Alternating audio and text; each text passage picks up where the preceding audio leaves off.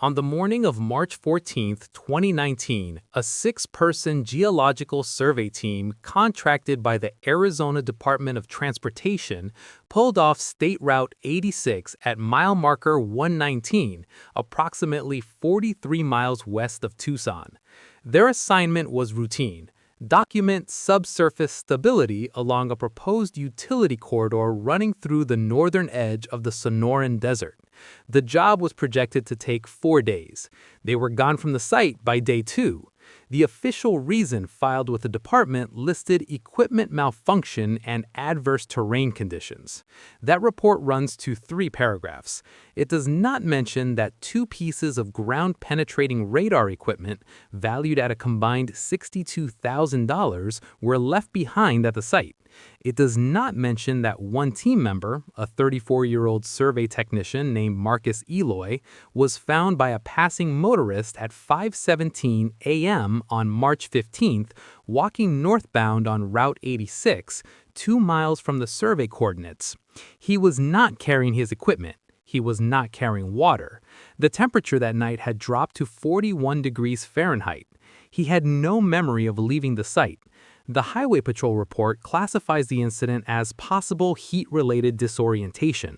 The responding officer noted in his supplemental that there was no evidence of heat exposure. Eloy's core temperature was normal. His skin showed no signs of prolonged sun contact. The disorientation appeared to have occurred at night. No explanation was entered into the final record. The survey corridor was quietly reassigned to a different route 11 days later. No public announcement was made. The 2 pieces of abandoned equipment were never recovered. This would have remained a minor administrative footnote, the kind that accumulates in government infrastructure files and is never reviewed, except that it was not the first time something like this had happened at that location. Between 2008 and 2019, 4 separate field operations had been initiated within a 1-mile radius of mile marker 119, a biological survey in 2008, a mineral rights assessment in 2012, an academic archaeological dig in 2015 that was halted after one of the graduate students required emergency evacuation, and a private land assessment in 2017 that produced no final report despite billing records showing the team remained active for 6 weeks. Each team had departed early. None of the final reports used identical language, but they shared a structural similarity. They described what was found in general terms, then stopped. The 2015 archaeological report ends mid-sentence on page 7. The sentence reads, "The subchamber access point revealed markings inconsistent with..." Nothing follows. It was this report, specifically that incomplete sentence, that brought Dr. Raymond Runningwater to the site for the first time in the spring of 2022. Not as a hired consultant, not at anyone's request. He came because a colleague forwarded him a scan of that page, and because Dr. Runningwater recognized from a single photograph taken inside the subchamber and attached to an internal memo exactly what kind of markings had been found. He recognized them because he had been warned about them as a child. In a recorded interview conducted in Tucson in October 2023, his first on-record public statement about this location, Dr. Runningwater said the following: "When I saw that photograph, I didn't feel curious. I felt the same thing I felt when I was 9 years old and my grandfather pulled me back from the edge of a dry wash and told me that some places have rules. And the first rule is, you don't keep going just because you haven't been stopped yet." The interview runs to 4 hours and 22 minutes. What follows is from that recording, from cross-reference field documentation, from oral intake files, and from the oral record of 2 nations whose relationship with this particular stretch of desert predates written history by a margin that should give any researcher pause. What is beneath that ground was never meant to be surveyed. Dr. Raymond Runningwater is not a storyteller. That distinction matters. He holds a doctorate in ethnohistory from the University of Arizona, completed in 1991. His dissertation, a 340-page analysis of land use documentation and oral tradition convergence across the Sonoran Basin, remains on the required reading list for 3 graduate programs. He spent 11 years as a field consultant for the Bureau of Indian Affairs, working specifically on cultural resource protection cases where federal development projects intersected with sites carrying traditional significance.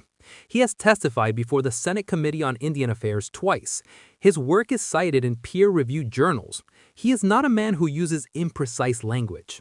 He is also Diné, born in 1962 in Chinle, Arizona on the Navajo Nation. His maternal grandfather was a respected elder who served as a ceremonial practitioner for more than 4 decades. His paternal line connects to the Tohono O'odham through his grandmother, who was born near Sells and spent her entire life within 60 miles of the Sonoran Corridor that is the subject of this account. This is not incidental. His access to certain knowledge is not academic, it is inherited. For most of his professional career, Dr. Running Water maintained a strict separation between his credentialed research and his traditional knowledge, not because he viewed them as incompatible — he has written extensively about their convergence — but because he understood that certain information released into the wrong context causes specific kinds of harm. He described this in the October 2023 interview with precision. There are things I know as a scholar. There are things I know as a grandson. I spent 30 years being very careful not to let the second category get processed through the first. What's happening near mile marker 119 made that separation impossible to maintain. He agreed to speak publicly under 3 conditions. First, that certain ceremonial specifics would not be recorded. When those moments arose during the interview, the recorder was paused by mutual agreement. Second, that the Tohono O'odham Nation's Cultural Preservation Office was notified before publication. That notification was made in writing in August 2023. Third, that the account be presented without editorial framing that categorizes the subject matter as folklore. He was direct about why that third condition mattered. The moment you call something a legend, you've told the audience it didn't happen. I'm not here to tell you something that didn't happen. His decision to speak in 2023 was not spontaneous. It was triggered by 2 developments. The first was the resumption of permitted activity near the survey corridor, a detail he will return to at the end of this account. The second was the case of Cole Vasquez, a 29-year-old independent researcher who entered the site in August 2021 and whose documented experience Dr. Running Water believes constitutes physical evidence that can no longer be responsibly withheld. Vasquez had no institutional affiliation. He was not a trained academic, but he was methodical. He carried calibrated instruments, he kept time-stamped audio logs, he filed a location check-in plan with a contact before entering the site. By most field research standards, his preparation was adequate. It was not adequate for that location. Dr. Running Water learned of Vasquez's case through a mutual contact at the University of Arizona's Anthropology Department, approximately 3 weeks after Vasquez was discharged from Banner University Medical Center in Tucson. He reviewed the audio recordings, he reviewed the GPS telemetry, he reviewed the medical intake documentation.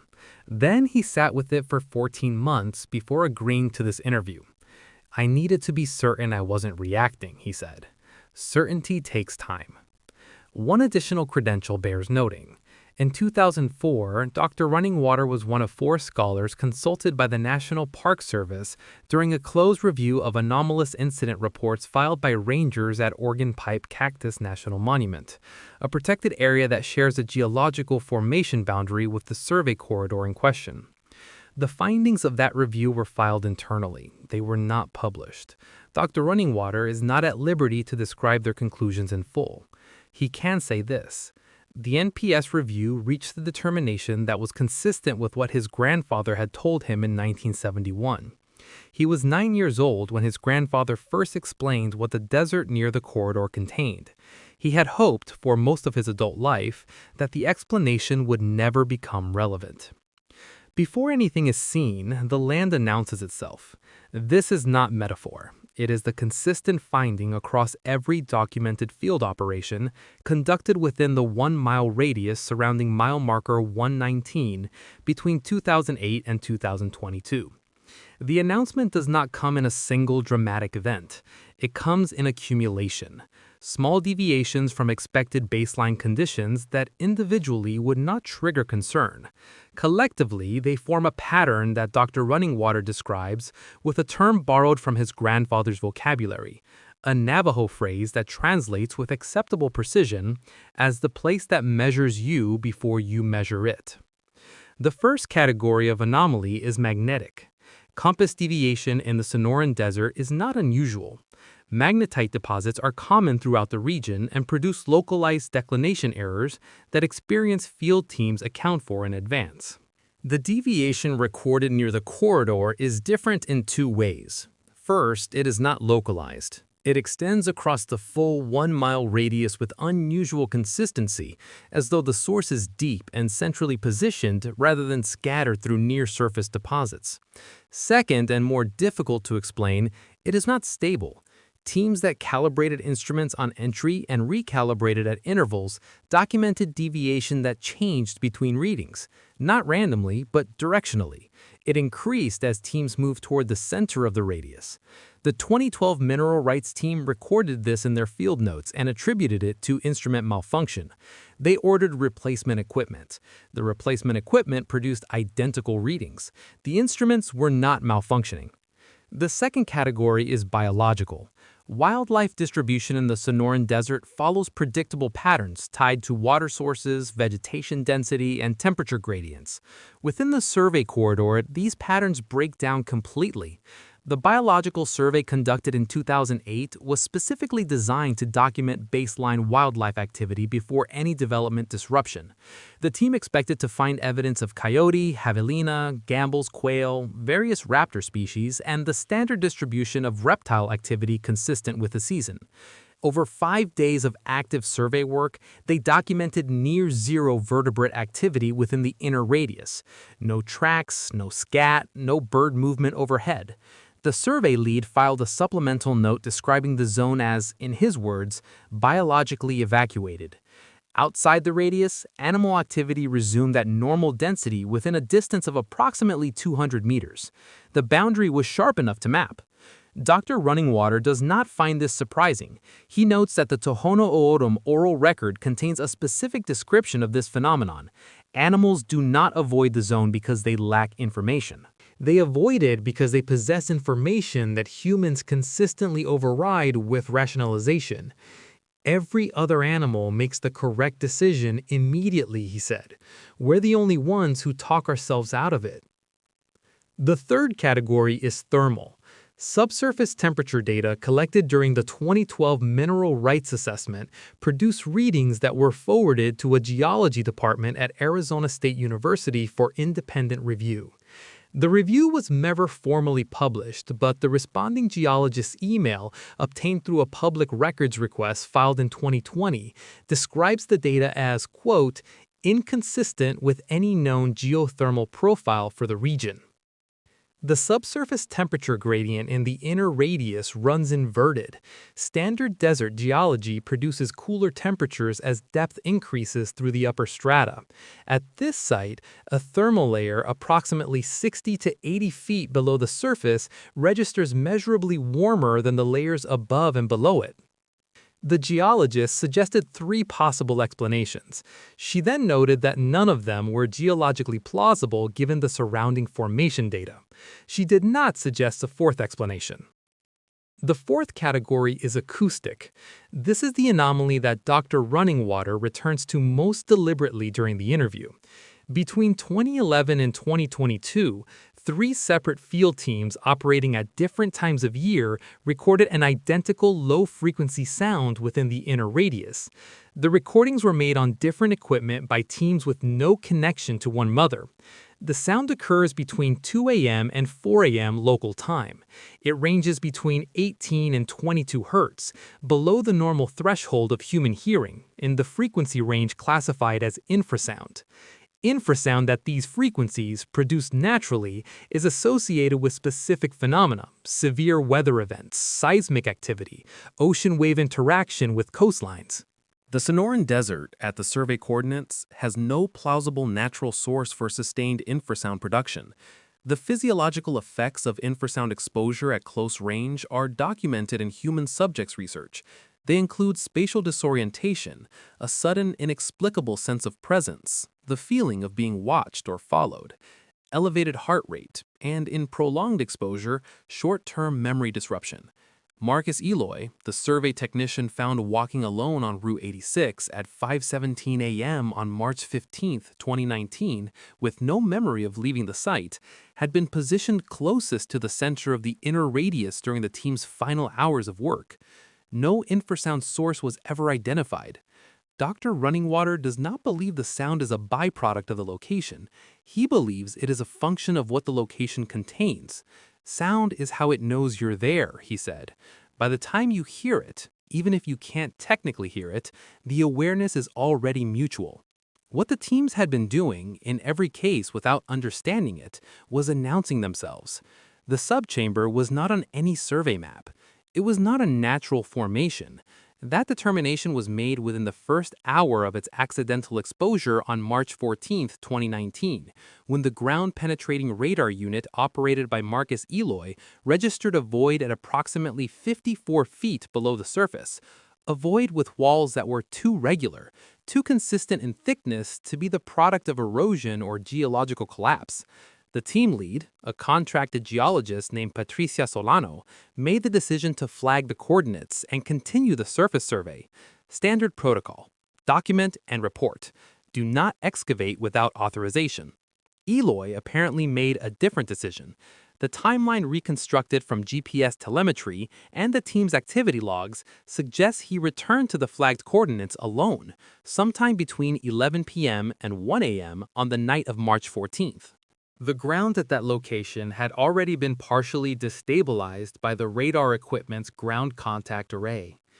What he found when he returned, what caused him to descend rather than withdraw, is not recorded. His equipment remained at the site. His camera remained at the site. What the camera recorded before its battery was depleted at 2:34 a.m. was recovered by Dr. Runningwater during his own visit to the location in April 2022. 41 images. 40 of them are too dark to interpret clearly despite post-processing enhancement. The 41st is not. The subchamber measures approximately 12 feet wide by 19 feet long by 8 feet in height at its tallest interior point. The walls are not raw desert stone. They have been worked. The surface preparation is not consistent with any tool technology associated with known prehistoric cultures of the Sonoran Basin. Dr. Runningwater submitted the photograph to 2 independent archaeologists under a blind review protocol, meaning neither was told the location or context. Both identified the wall preparation technique as deliberate and skilled. Neither could assign it to a known cultural tradition. The petroglyphs cover the north and west walls entirely.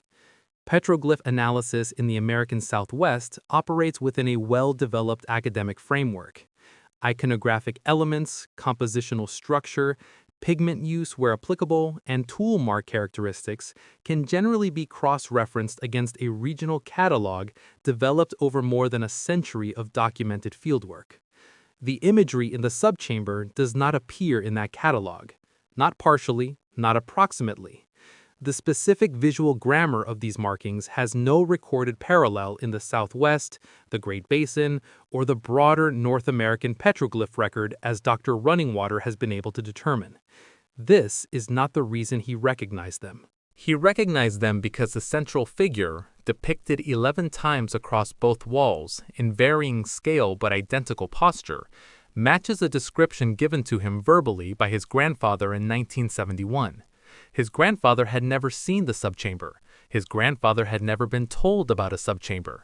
His grandfather described this figure from memory, from a description passed to him by his own grandfather, as part of an oral transmission that Dr. Runningwater estimates, based on generational spacing, extends back at minimum 300 years and possibly significantly further. The figure is depicted in a specific stance, low to the ground, weight distributed forward, with what appear to be elongated rear limbs and a torso orientation that suggests habitual quadrupedal movement despite an otherwise upright anatomical structure. It has no facial features in the conventional sense. Where a face would be rendered in standard anthropomorphic petroglyph tradition, there is instead a horizontal series of compressed lines that Dr. Runningwater identifies as a specific iconographic marker. He paused for 11 seconds before describing what that marker means. The pause is audible in the recording. That symbol, in the tradition I was taught, does not represent a feature of the being. It represents a warning about the being. It means this thing perceives through vibration. It means stillness is your only option. It means running is the last mistake you will make. The containment symbology is concentrated on the west wall. Dr. Runningwater identifies 7 distinct elements he classifies as active cultural warnings, not historical records of an encounter, but operational instructions for anyone who reaches this chamber.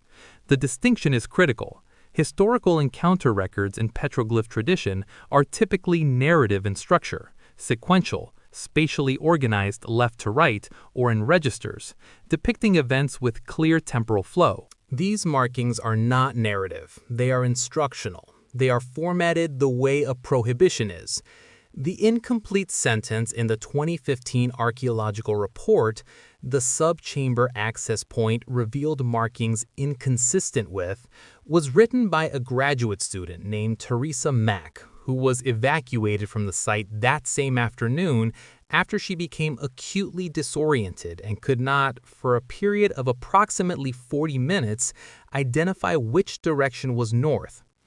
Her faculty supervisor attributed the episode to heat and low blood sugar.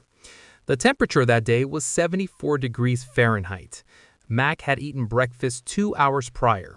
She has not returned to field archaeology. She is currently teaching high school history in Flagstaff. Dr. Runningwater attempted to contact her before this interview. She declined to speak. The 41st photograph shows one additional detail that does not appear in Dr. Runningwater's description of the traditional oral record. In the lower right corner of the north wall, below the primary petroglyph register, there are handprints, not ancient, not worked into the stone surface, pressed in what appears to be a dark organic material against the existing rock face. Small, adult-sized, facing inward, pressed flat with fingers together in the posture of someone bracing against a surface from the other side. Dr. Runningwater does not know when they were made. He does not believe they were made by anyone who entered the chamber voluntarily. The rules were not passed down as mythology. Dr. Runningwater is precise about this distinction, and he returns to it several times during the interview with the patience of someone who has spent a career correcting the same misclassification. Mythology as a category implies narrative distance. It implies that the events described occurred in a time sufficiently removed from the present that their practical application is metaphorical rather than operational. The prohibitions governing the corridor near mile marker 119 were not transmitted as stories. They were transmitted as instructions. The difference, he notes, is the difference between being told why a war happened and being told how to clear a weapon malfunction. One is for understanding, the other is for survival. The Tohono O'odham framework governing the site operates on 4 primary prohibitions, transmitted through a specific elder-to-successor chain that Dr. Runningwater documented during his 1994 fieldwork in the Cells area. He is careful to note that he presents these with permission granted by the cultural preservation structure of the nation, and within the limits of what is appropriate for general disclosure. Certain ceremonial specifics were not recorded. What follows is the operational framework. The first prohibition is directional. You do not approach the corridor from the south between the months of June and September. This is not explained in the oral transmission as a seasonal caution related to heat or to rain. It is explained as a behavioral window. The elder who transmitted this to Dr. Runningwater in 1994, a woman in her late 70s whom he refers to in the interview only as L, in accordance with her family's wishes, used a phrase that translates approximately as, "That is when it is closest to the surface and closest to aware." Dr. Runningwater asked her to clarify what she meant by aware. She told him the question itself indicated he did not yet understand the nature of what was being discussed, and moved to the second prohibition. The second prohibition is acoustic. You do not make sustained rhythmic noise within the radius. Conversation is tolerable. Mechanical equipment operating continuously is not. The specific concern is regularity. The elder explained that regular rhythmic sound at ground level is interpreted by whatever occupies the thermal layer as the movement pattern of large prey. Runningwater notes that every team that experienced acute incidents at the site had been operating ground-based mechanical equipment for extended continuous periods before the incident occurred. The 2019 survey team had been running radar equipment for 11 hours on the day Marcus Eloy was found on the road, 11 hours of continuous ground contact vibration. The third prohibition is temporal. You do not remain at the site between 2 a.m. and 4 a.m. local time under any circumstances. This window appears in the Tohono O'odham oral record, the Navajo oral record transmitted through Dr. Runningwater's maternal grandfather, and he discovered during his 2022 research in a handwritten field journal kept by a Franciscan missionary named Padre Esteban Morales, who operated in the Sonoran region between 1887 and 1903. Morales recorded a conversation with an O'odham elder that included, in the missionary's awkward translation, a warning about a specific night window when the ground near a certain desert location became, in his phrasing, inhabited by a presence that the Indians treat with the gravity of natural law. The acoustic anomaly recorded by 3 independent field teams, the infrasound signature between 18 and 22 Hz, occurs exclusively within this 2-hour window. The fourth prohibition is behavioral. If you perceive the presence through sound below hearing, through the sensation of being measured, through animal behavior that does not correspond to any visible cause, you do not run. The elder transmitted this prohibition with a specificity that Dr. Runningwater describes as the most chilling moment of his 1994 fieldwork. She did not say, "Do not run because it will frighten the animal." She did not say, "Do not run because you will exhaust yourself." She said, in terms he describes as functionally identical across both the O'odham and Navajo transmissions, "Do not run because running is a decision the thing is waiting for you to make." She used a word, Dr. Runningwater said, that in O'odham refers specifically to the moment a hunt becomes inevitable, not the moment it begins, the moment it cannot be stopped. She said running is how you create that moment. Before you run, it is still deciding. The second you run, it has decided. He asked Elle what you were supposed to do instead. She told him, "Become uninteresting. Move slowly. Reduce your thermal signature as much as possible. Get low, get still, get small. Do not look toward the sound. Exit in the direction you came from, at a pace that does not register as flight." He asked her how many people had successfully done this. She told him the ones who did it correctly were the ones nobody ever had to go looking for. He did not ask her to elaborate on the implication. He understood it. Cole Vasquez knew none of this when he entered the site in August 2021. He had done research. He had read the incomplete 2015 archaeological report. He had located 2 of the earlier survey team members through LinkedIn and exchanged brief messages with one of them, who told him only that the site was not worth your time and did not respond to follow-up messages. He had not spoken to Dr. Runningwater. He had not spoken to anyone with access to the prohibitions. He brought a ground vibration seismograph. He planned to run it continuously for 4 days. He entered the site at 9 a.m. on August 11, 2021. Cole Vasquez kept meticulous records. This is what separates his case from the earlier field operations at the corridor. The survey teams and academic crews left behind fragmentary documentation, incomplete reports, supplemental notes, 1 abandoned camera. Vasquez entered the site with a structured logging protocol, time-stamped audio journal entries at 2-hour intervals, continuous GPS telemetry uploaded to a cloud server via satellite communicator every 30 minutes, written field notes in a weatherproof notebook recovered later from his pack, and 2 recording devices, one chest-mounted, one positioned on a static tripod near his base camp, running continuously during waking hours. He was thorough. He was prepared. He was wrong about what preparation meant at that location. The first 2 days produced nothing anomalous by conventional standards. His written notes from August 11th and 12th described normal desert conditions: high heat, low wind, clear skies. He documents the biological absence, the zone of evacuated wildlife, with the detached interest of someone who finds it curious rather than instructive. His August 12th entry reads, "No bird activity within approximately 200-meter radius of base camp. Possible explanation: equipment noise deterrent. Will note if pattern holds tomorrow." The pattern held. He did not update his explanation. His seismograph began returning irregular subsurface readings on the afternoon of August 12th. He logs this with evident excitement. The readings show what he describes in his notes as a rhythmic low-frequency subsurface pulse inconsistent with wind or traffic vibration, occurring at irregular intervals between 1 p.m. and sundown. He spends 4 pages of field notes developing instrument malfunction hypotheses, testing each one systematically and eliminating them. By the end of day 2, he has concluded the readings are genuine. He decides to move his base camp 60 feet closer to the center coordinates on the morning of day 3. He moves toward the signal rather than away from it. Day 3 begins the deviation. His 7 a.m. audio log on August 13th is normal in content and vocal cadence. He describes his camp relocation, his equipment checks, his plan for the day. His 9 a.m. log is the first entry where Dr. Runningwater, reviewing the recordings 14 months later, identifies what he calls a quality of attention shift.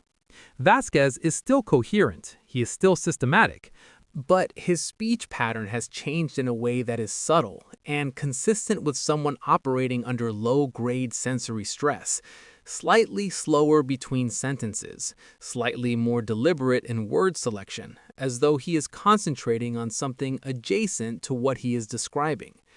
At 9 a.m. on August 13th, Vasquez had been at the site for approximately 48 hours. His seismograph had been running continuously for the same period. His 11 a.m. log does not reference the seismograph readings at all. He describes the landscape. He describes cloud formations. He does not mention what the instrument is showing. Dr. Runningwater notes this omission as significant. A researcher who spent 4 pages analyzing an anomalous reading on day 2 does not simply stop noting it unless one of 2 things has happened. Either the readings have normalized, or they have escalated to a point where documenting them feels inadequate.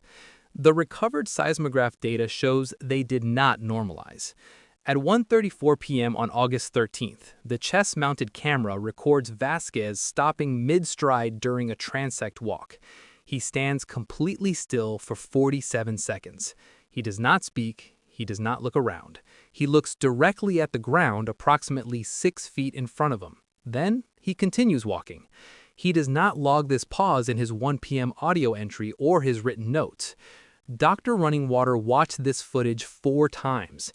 "That pause," he said, "is the moment described in every account I have ever reviewed from this location. That is when the awareness becomes mutual. He felt something. He didn't have a framework for what he felt, so he filed it nowhere and kept going." The 3 p.m. log on August 13th contains the first explicit anomaly Vasquez records. His voice is steady. His language is precise. He states that his GPS unit has begun showing his position as approximately 340 feet northeast of his actual position, as verified by visual landmark triangulation. He checks the satellite communicator. Its position reading matches the GPS deviation. Both instruments are placing him in the same wrong location simultaneously. He notes this is statistically unlikely as a coincidence malfunction. He does not note that the false position being shown, 340 feet northeast, places his indicated location directly over the central coordinates of the inner radius. The instruments were not malfunctioning. They were reading something else at those coordinates. His final log entry of August 13th is recorded at 9:47 p.m. It is 31 seconds long. He states his position, his equipment status, and his intention to remain awake through the night to monitor the subsurface readings. His voice is even. He signs off with his standard closing: date, time, location coordinates. The coordinates he reads into the record are not his actual coordinates. They are 340 feet northeast. He does not appear to notice the error. His next audio log is recorded at 3:52 a.m. on August 14th. The content of that log will be addressed in the following section. Dr. Runningwater says that calmness at that stage is itself a symptom. Infrasound at close-range exposure suppresses the acute fear response while simultaneously elevating background anxiety. You don't feel afraid, you feel wrong. The distinction matters because fear would have made him leave. Wrong just made him stay and try to figure it out. His final log entry of August 13th is recorded at 9:47 p.m. It is 31 seconds long. He states his position, his equipment status, and his intention to remain awake through the night to monitor the subsurface readings. His voice is even. He signs off with his standard closing: date, time, location coordinates. The coordinates he reads into the record are not his actual coordinates. They are 340 feet northeast. He does not appear to notice the error. His next audio log is recorded at 3:52 a.m. on August 14th. The content of that log will be addressed in the following section. Runningwater listened to it 11 times before he could describe what it contains without his voice changing. It changed anyway. The 3:52 a.m. log begins with breathing, not distressed breathing, not the hyperventilation of someone in physical crisis, controlled breathing. The kind a person produces when they have made a conscious decision to regulate themselves before speaking. Vasquez holds this pattern for 11 seconds before he says anything. When he speaks, his first words are not a description of what he is experiencing, they are a statement of methodology. I'm going to describe this accurately. I'm going to use precise language. I need this to be usable. Dr. Runningwater believes those 3 sentences are the most important in the entire 4-day record, not because of what they precede, because of what they reveal about the state Vasquez was in when he said them. A researcher alone in a desert at 3:52 a.m. does not open a log by committing to precision unless he has just experienced something his instincts are aggressively trying to reframe into something manageable. He was trying, in real time, to stay scientific about something that had no scientific container. What follows in the log is 11 minutes and 40 seconds of continuous description. Dr. Runningwater transcribed it in full. For the purposes of this account, the relevant content can be organized into 3 categories: what Vasquez saw, what he measured, and what he understood in the moment about what he was looking at. What he saw. At approximately 3:20 a.m., his tripod-mounted camera, positioned 40 feet north of his sleeping position and running on motion-triggered recording, activated. The activation woke him. He had connected it to a small alert unit in his tent. He looked at the monitor. The camera had triggered on heat differential. The night vision-capable lens was showing a thermal profile at the edge of its range, approximately 60 feet from the tripod, that Vasquez initially assumed was residual ground heat rising from a rock formation. It was not stationary. He describes the movement as economical. He uses that word twice. Not slow, not fast. Economical, the movement of something that has learned over a long period how to produce maximum displacement with minimal detectable effort. It was low to the ground. He estimates a shoulder height in its apparent resting posture of approximately 3 feet, but the limb structure, visible in the thermal imaging as a heat signature rather than a detailed image, suggested a body length significantly greater than 3 feet would indicate in any animal he could identify. The proportions were, in his words, front-loaded, heavier in the chest and forelimbs. The rear of the body tapered in a way that did not correspond to quadrupedal anatomy as he understood it. He watched it for 4 minutes and 17 seconds before it became aware of him. The moment it became aware is visible in the telemetry. His heart rate monitor, a consumer fitness device he had been wearing throughout the survey, logged a spike from 58 beats per minute to 112 beats per minute at 3:24 a.m. He does not describe feeling afraid at that moment. He describes the entity stopping completely, every component of its movement ceasing simultaneously, in a way he found more disturbing than the movement itself. Things that are afraid stop moving and wait, he says in the log. This wasn't that. This was the stop of something that has just made a decision. Dr. Runningwater paused the interview at this point. He sat quietly for a moment before providing context. The Tohono O'odham oral record does not name this entity in the way Western taxonomic tradition would name an animal. It is referred to through a descriptive phrase that translates, with some loss of precision, as the one that was here before the agreement. The agreement referenced is a cosmological event in O'odham tradition, a negotiated boundary between the human-inhabited world and whatever preceded it. Most things that existed before the agreement in O'odham cosmology accepted the boundary. This one did not. It did not leave because it was not required to leave. It remained because the agreement permitted it to remain in specific places, under specific conditions, as long as those conditions were not disturbed. The corridor near mile marker 119 is one of those places. Dr. Runningwater describes the physical characteristics drawn from 3 independent witness accounts spanning his 1994 fieldwork, the NPS closed review in 2004, and Vasquez's 2021 documentation. He is careful to note that no witness has seen it in full light at close range and survived the encounter with complete recall. What follows is a composite. The body operates in a temperature range inconsistent with surface desert conditions, which accounts for the inverted thermal gradients recorded at 50 to 80 feet below the surface. It is not a burrowing animal in the conventional sense. It does not live underground as a permanent state. The subsurface thermal layer is better understood, Dr. Runningwater suggests, as a retreat position, the place it occupies when it is not active at the surface. The warmth of that layer is not geological, it is biological.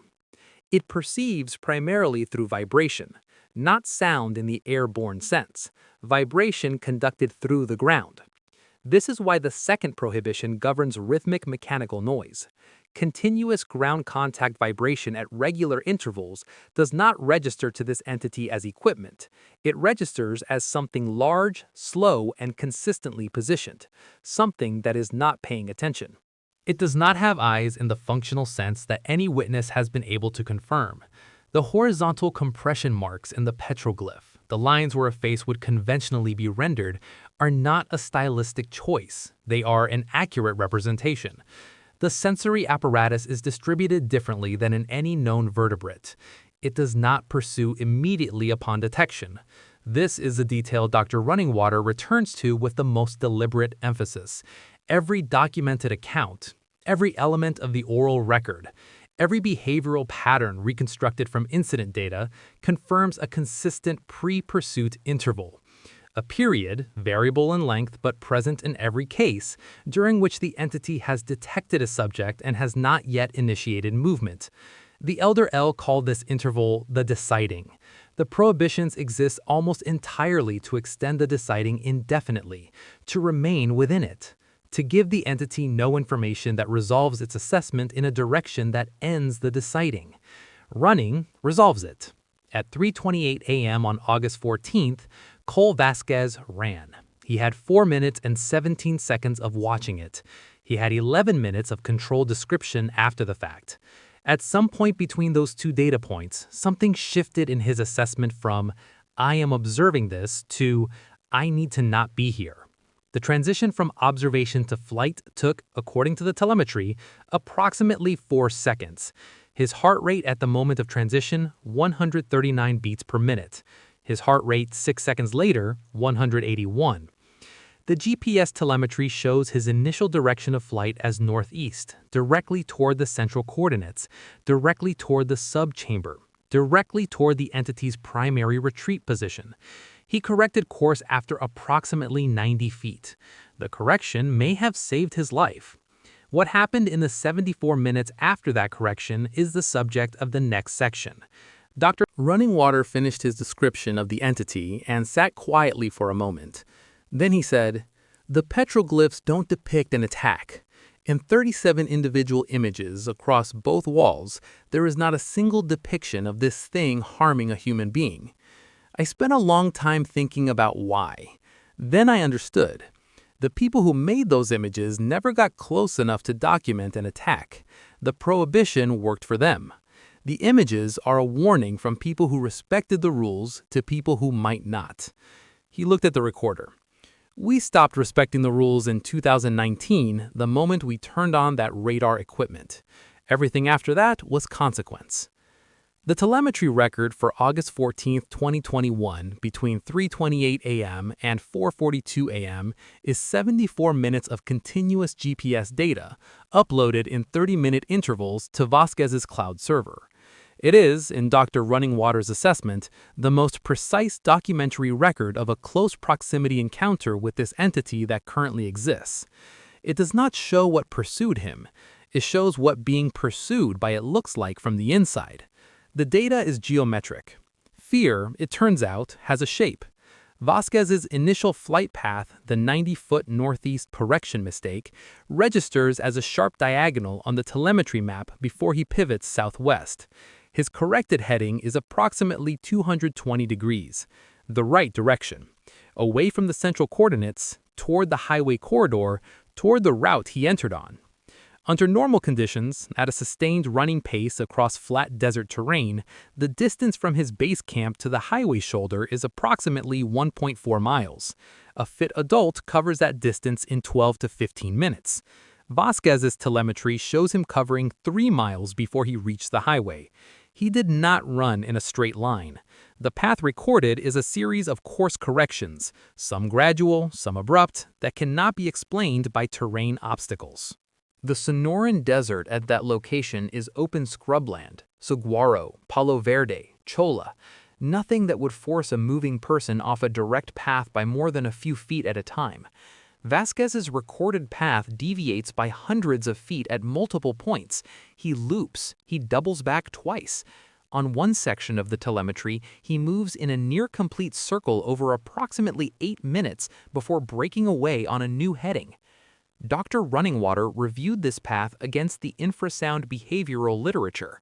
Sustained infrasound exposure at close range produces a documented effect in humans called spatial disorientation with directional inversion. The subject's internal compass reverses under the physiological stress of the frequency, causing them to consistently turn toward a perceived safe direction that is in fact the opposite of their intended heading. Vasquez was not running erratically because he panicked. He was running erratically because the infrasound was steering him. The audio record from his chest-mounted unit during the 74 minutes is partially recoverable.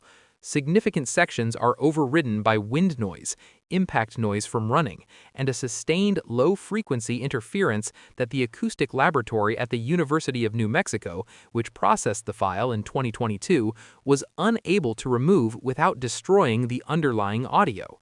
What is recoverable comes in fragments. They are presented here in sequence, without editorial addition.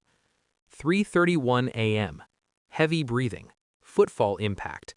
A single spoken word, possibly no, possibly something else. 3:44 a.m. A 12-second section of relative audio clarity. Vasquez is not running in this section. His footfall pattern suggests a fast walk or a stop. He says, clearly, "It's not behind me. It's not behind me." He repeats this 4 times. His cadence is the cadence of someone making an argument to themselves that they do not fully believe. 3:51 a.m. The section the acoustic laboratory flagged in their report. 19 seconds of audio that contains, beneath the wind and interference noise, a sound that is not Vasquez and is not equipment and is not any fauna native to the Sonoran Desert that either laboratory consulted was able to identify. The University of New Mexico report describes it as a low-register, repetitive acoustic event with non-uniform interval spacing, inconsistent with mechanical or geological origin. The second laboratory, based in Vancouver, reviewed the same file without access to the New Mexico findings. Their description: biological and probable origin. No regional match found. Intervals suggest deliberate rather than reflexive production. Deliberate.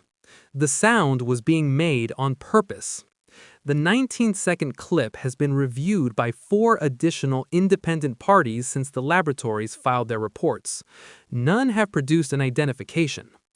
Dr. Runningwater listened to it once. He declined to listen to it a second time. He said only, "That's the sound described in the oral record. I hoped I would never hear a recording of it." He did not elaborate on what the oral record says the sound means in behavioral terms. He did not need to. The telemetry answers that question. At 3:51 a.m., the exact timestamp of the 19-second audio event, Vasquez's GPS position shows him stationary. He is not moving. He has stopped in open desert, in darkness, at 3:51 a.m., 19 seconds before the 2-hour window described in the third prohibition closes at 4 a.m. He remains stationary for 6 minutes and 40 seconds. At 3:57 a.m., he begins moving again. His heading is 218 degrees, close to his original corrected bearing. His pace, calculated from the telemetry intervals, is slower than his earlier flight, significantly slower. He is no longer running. He is walking, deliberately, at a pace that does not register as flight. He remembered something, or he reasoned his way to it. Or the thing that was with him in the dark communicated, in whatever way it communicates, that running was no longer the variable being evaluated.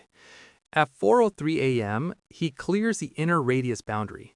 The telemetry shows his pace unchanged at the boundary crossing. He does not accelerate when he exits the zone. Controlled departure. Slow and deliberate all the way to the highway shoulder. At 4:42 a.m., a trucking company's dashcam footage, recovered later from a westbound freight vehicle on Route 86, captures a figure emerging from the desert scrubland at the highway shoulder near mile marker 121.